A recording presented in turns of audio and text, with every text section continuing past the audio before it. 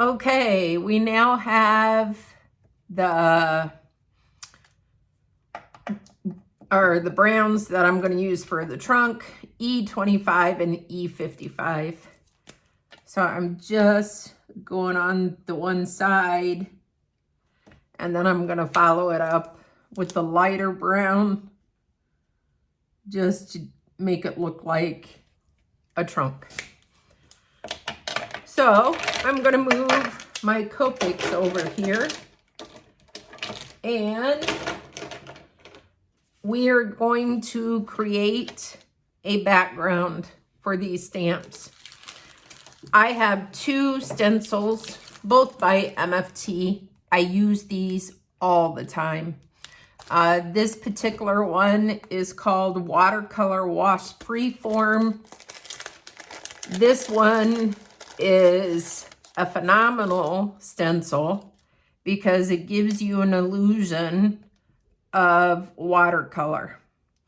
So I think I am gonna go ahead and create a background just for my tree to sit down and my elf to make it look like he is approaching the tree. And it's okay if the elf hangs off the stencil because you'll pop him up on foam dots anyway. So I'm going to adhere my A2 card to my glass mat. I then will place, and one nice thing with these stencils, you can flip them any way, however you want. Whatever way will benefit you to create your card. That being said, I believe that is a good spot.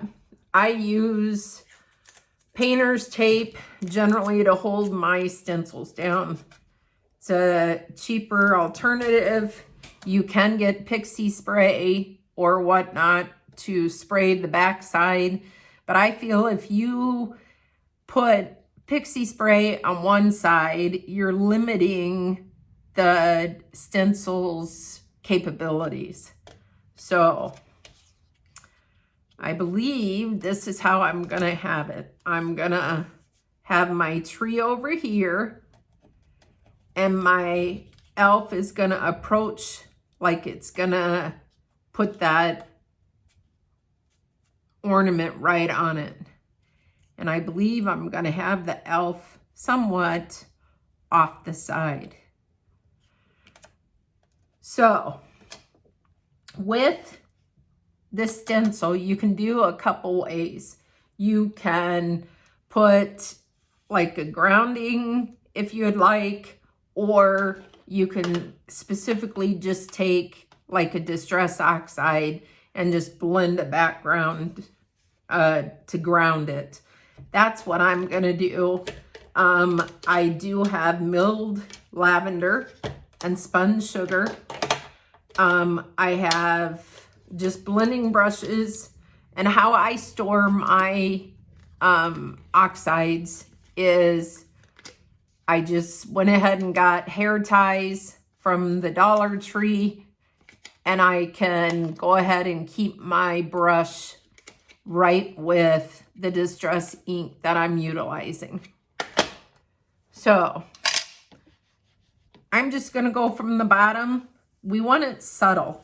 We want it to make it look like, ooh, this has a little bit of, let me take, this has a little bit of green to it, which seems odd unless I accidentally switch the brushes, which could potentially happen. So That seems to do a little better.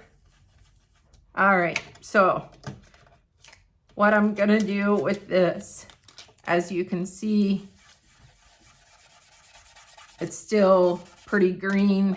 I am gonna try to get most of the moisture out of this brush, and we're gonna start over.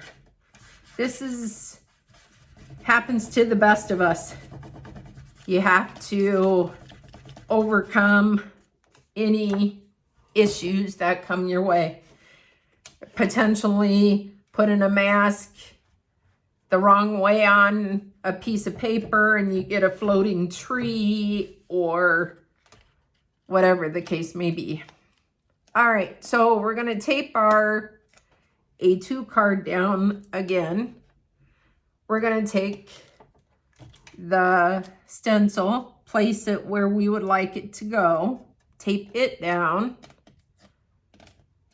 and we're gonna try this again utilizing the same brush.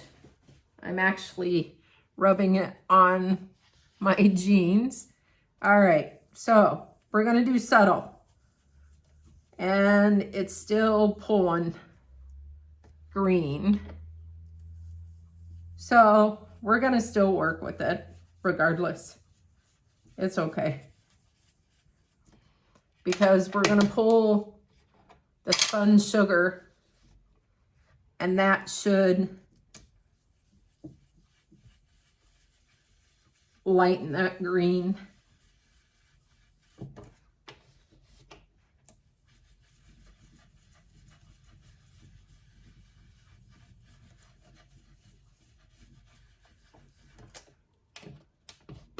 Yeah, it's definitely taking that green back, so we may just stay with the spun sugar.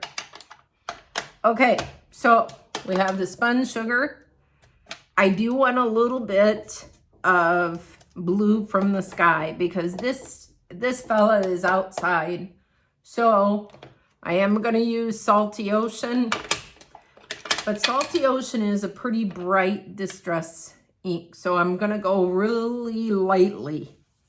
I'm just going around the edge of the stencil to create that illusion that you're looking at this little elf in perhaps a camera or something else. Okay, so we have the Distress Salty Ocean. Now, I like texture. And what I mean by that is I like to give, you know, like the shine, the glitter, the whatnot. So I'll use a lot of Perfect Pearl Mists. If you shake it up, instead of spraying it, because I rarely use it as a spray, I'll just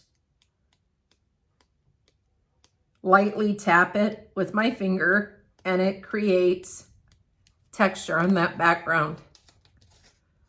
Next, I have Brutus Monroe Shimmer Mist. It is a pearl, same thing. What I'm gonna do is I am taking it out of the bottle and just lightly tap it. And that's just giving it a little bit more kind of like a wintry feel.